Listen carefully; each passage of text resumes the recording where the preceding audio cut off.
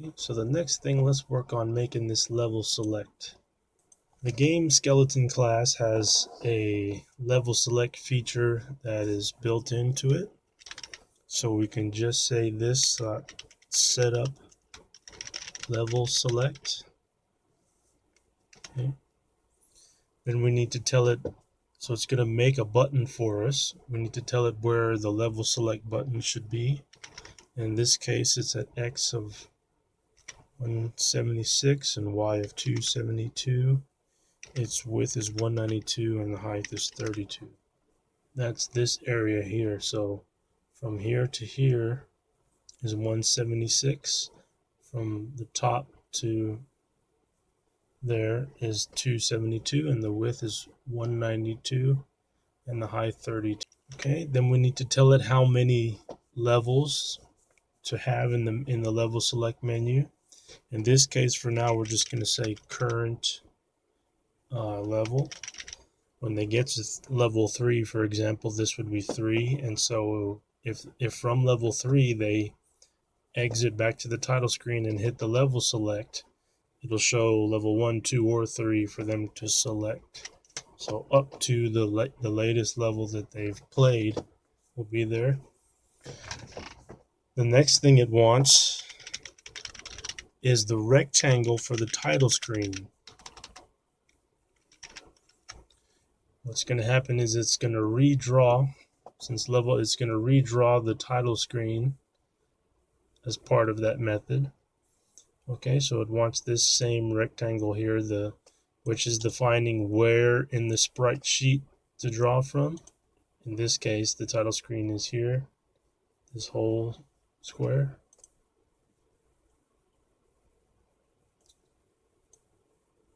Okay, so this method wants that because it's going to redraw the title screen. And the next thing it needs is the name of the level setup method. Okay, in this case, level setup. So it needs to know that this is what to use when setting up the level. Setup level select is going to make a button that when that button is pressed, it's going to do the same kind of thing like go to scene by door. Okay, but with a transition. There's a last parameter called don't append. In this case, by default it is 0, which means it is going to append it to the title screen. So for example, if you wanted to set this up and yet have the button to be as part of the game or part of the HUD or to appear whenever we say so as part of the game, then we would pass 1 for this, and whenever we're ready we would append the level select button. We'd say this.append button level select when we're ready to append it. But in this case, it's going to automatically put it here at these chords on the title screen. And also when you exit from the title screen, it's going to take it away and put it back and everything. Well, one thing, when we exit to the title and then start the game over in any way, whether we press start or we're going to use level select, this initial setup method happens again. So this all happens again when exit to title screen happens. Okay, so the next thing we need to do, so now that is there, automatically when level select is going to happen whenever one of the level select buttons are pressed, which ultimately is on select level. We've declared that the method that will be that is this.when select level, so we can define it right here. Okay, so we want similar things like when we go to a different scene to happen. We want to reset the coins and the spikes. So this method is going to happen right before level setup happens. Reset coins. It happens when the user hits one of the levels. We'll see it as I make it. We're going to reset the position of the player.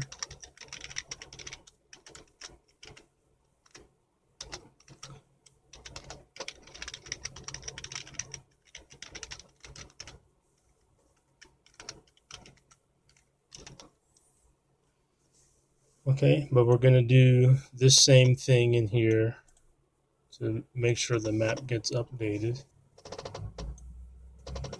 Here we're going to say this dot scene changer dot current map.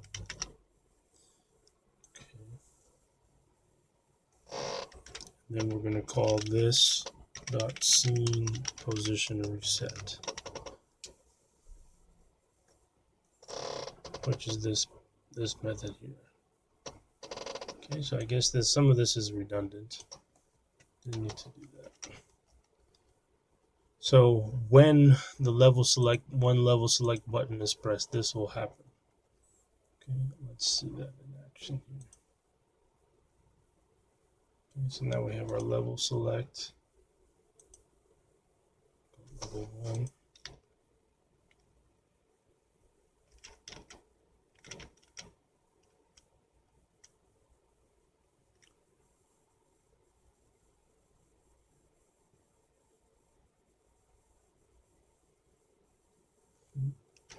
Now we're on level 2. If we go back to the title screen, now we can select up to 2 and so forth. That's the default level select. It looks like that. And to change it, the easiest way to change it is to change the image code itself.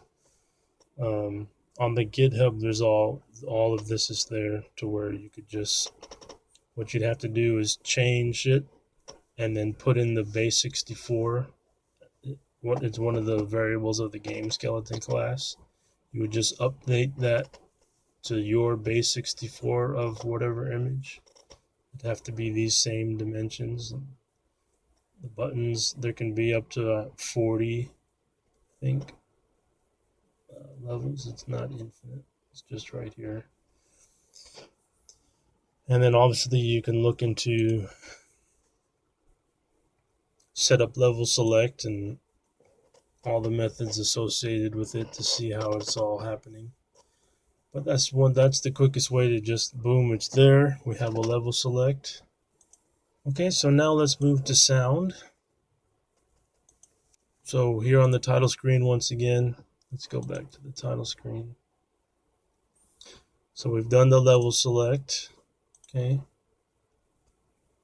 Now we can see on the title screen this music on that's been there, ready to get used. And what we're going to do is when they click it on the title screen, we'll change a property and also put this here instead of on and vice versa. And this will determine whether there's any sound at all on or off. Okay, so let's set that up. In this case, we're going to make our button ourselves. Okay, so we'll say if not this dot get button sound toggle. Okay, so we're saying if the sound toggle button does not exist, then make it. This dot make button sound toggle. Okay. Its X location is 192. Its Y location is 240. 160 is the width and 32 is the height. Okay, now we want to tell it what method to call. And in this make button method, we have to give it the function call itself, as it were, the full thing. So to help us, the game skeleton always has a static game reference when it gets extended. So there's a reference to that extension, and we get it like this.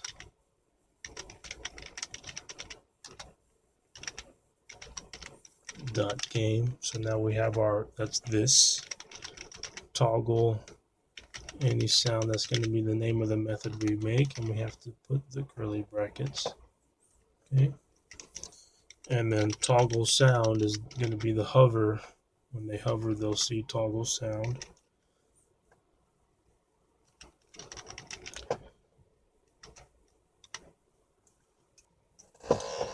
Okay, so this property is a link string.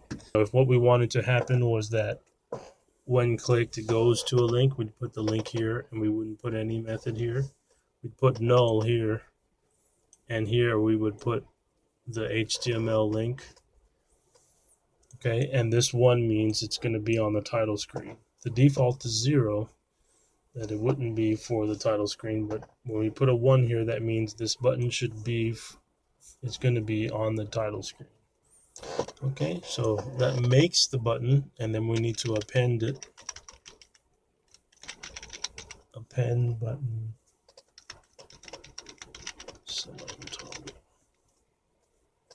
And then again, 1 denotes that it should be on the title screen. Okay, so now let's make our toggle any sound method.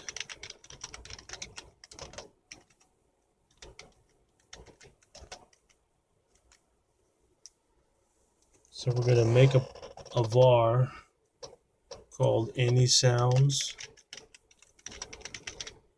and it's going to be 1 by default. So like it's saying any sounds, 1.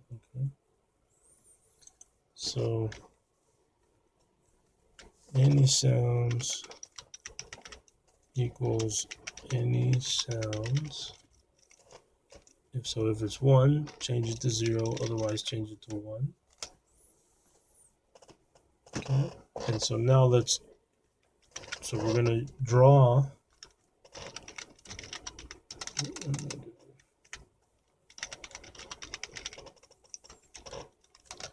So we're going to draw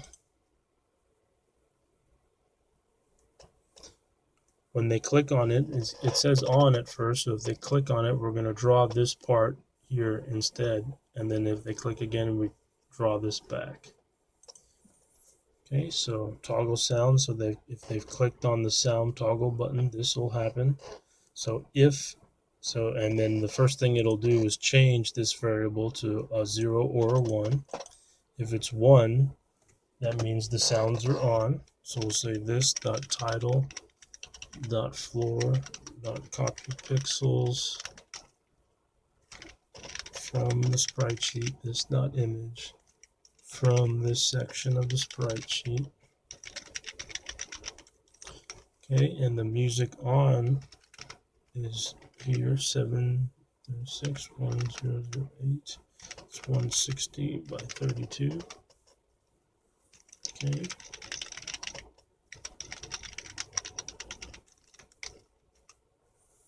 Goes to 192 and 240. That's where to draw it to. Okay, so that's the music on. Else, if it's supposed to be music off, all we change is where in the sprite sheet to get it, which it's going to be 188. Okay, so this is where the music off area is.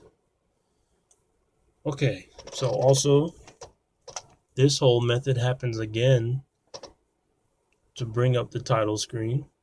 So we'll go ahead and just copy this part and make sure it happens here to where if they have selected off, then and yet they play and then go back to the title screen, it'll still say off. Okay, so with that, we've got a level set up and the music on or off ready. Okay, off. So if you start and go back, it still says off.